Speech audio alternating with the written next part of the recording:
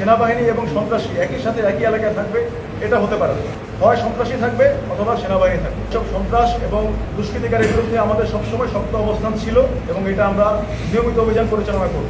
আপনি যেটা বলেছেন যে হয়তো তারা জামিনে বের হয়ে আসবে, আসলে জামিন দেওয়া বা না দেওয়া এটা সম্পূর্ণ আদালতের ব্যাপার।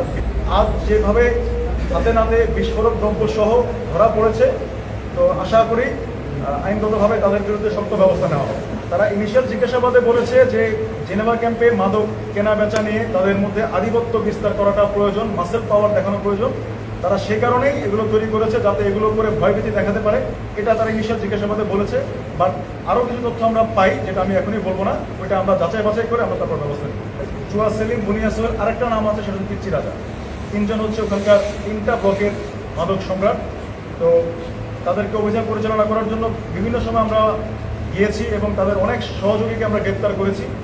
এবং বুনিয়া সোহেলও একবার আমাদের দ্বারা যৌথ অভিযানে র্যাব দ্বারা গ্রেপ্তার হয়েছিল। তো বর্তমানে সম্ভবত সে জামিনে বের হয়েছে। তো তাকে আমরা বের হওয়ার পরে আবার 2-3টি হত্যার ঘটনা ঘটিয়েছে তার দল, আমরা তথ্য পেয়েছি। এবং তার আশেপাশে যারা আছে, তার রাইট হ্যান্ড, লেফট হ্যান্ড, তার ফায়ারার, তার ম্যানেজার, অনেককে আমরা গ্রেপ্তার করতে পেরেছি। এখন ধারণা করা হচ্ছে বুনিয়া সোহেল বা তাদের অনেকের প্রভাব একটু কম। আর এদের তথ্য মতো যেটা জানা গেছে, পিচ্চি রাজা গ্রুপ হঠাৎ করে সক্রিয় হওয়ার জন্য, এগুলো শক্তি প্রদর্শন করার জন্য তারা এই জিনিসগুলো অ্যারেঞ্জ করেছে। সেটাও হতে পারে যে তারা যেহেতু অন্য 2 গ্রুপ একটু লো স্কেলে চলে গেছে, তারা এখন প্রভাব বিস্তার করে তারা আবার নতুন সন্ত্রাসী কার্যক্রম করে এলাকা আবার দখল নেওয়ার চেষ্টা করছে। সেটাও হতে পারে। আমরা এটা কমপ্লেন্সে নিয়েছি এবং আরও কিছু তথ্য পেয়েছি, সেই অনুযায়ী আমরা ভবিষ্যতে অভিযান পরিচালনা করি। আমরা র্যান্ডমলি যখন গ্রেপ্তার করার পরে যাচাই বাছাই করে কিন্তু আমরা সবাইকে সবার মামলা সবাইকে চালান দেই না। আমরা এরকম যাচাই বাছাই করে যারা দেখি আসলে দিনমজুর, যাদের মধ্যে কোনো প্রিভিয়াস রেকর্ড নেই এবং যাদের এগেনস্টে কোনো কমপ্লেন নেই, তাদেরকে কিন্তু আমরা ছেড়ে দিই। মুসলেখা নিয়ে তাদেরকে আমরা ছেড়ে দিই। কেবলমাত্র যারা এসব কাজের সাথে জড়িত, বিভিন্ন সংবাদ মিডিয়াতে আপনাদের অনুসন্ধানের প্রতিবেদনে যাদের ছবি এসেছে, সিসিটিভি ফুটেজ দেখে যাদেরকে এরকম কর্মকাণ্ড করতে দেখা গেছে, তাদেরকে শেষ পর্যন্ত আমরা আদালতে সমর্পণ করি। এবং দিনের বেলা এবং রাতের বেলার কথা যেটা বলছেন, আপনি যদি আরেকটু ডেপথে গিয়ে দেখবেন, দিনের বেলায় কিন্তু মূলত আপনার এই সন্ত্রাসী যারা আছে, যারা এরকম মাদক বিক্রি করে, গুরুতর অপরাধী যারা, তারা কিন্তু দিনের বেলা থাকে না।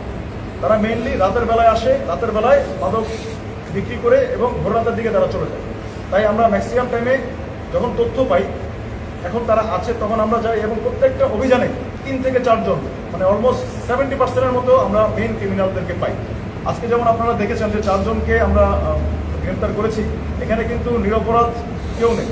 তাদের তথ্যের উপর ভিত্তি করে আমরা জিনিসগুলো পেয়েছি। এবং যখন মান্নানকে নিয়ে আসি, এলাকাবাসী বলছিল ও হচ্ছে পিচ্চি রাজার মূলত কেশিয়ার, সে এই জিনিসগুলো সংরক্ষণ করে রাখে এবং সেই আমাদেরকে বলেছে যে এই ব্র্যান্ড মেশিন দিয়ে কীভাবে এগুলো মিক্স করে কীভাবে এই ককটেলগুলো তারা বানায়।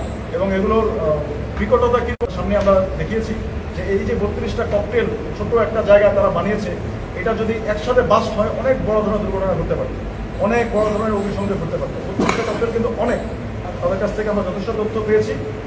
ইনিশিয়াল তথ্য পেয়ে আমরা এগুলো জব্দ করতে পেরেছি এবং তাদের গডফাদার যারা আছে বা এর সাথে যারা জড়িত আছে, তাদের সহপাঠী যারা আছে, সহযোগী যারা আছে, তাদেরকে গ্রেপ্তার করার জন্য আমাদের নিয়মিত সাঁড়াশি অভিযান চলছে।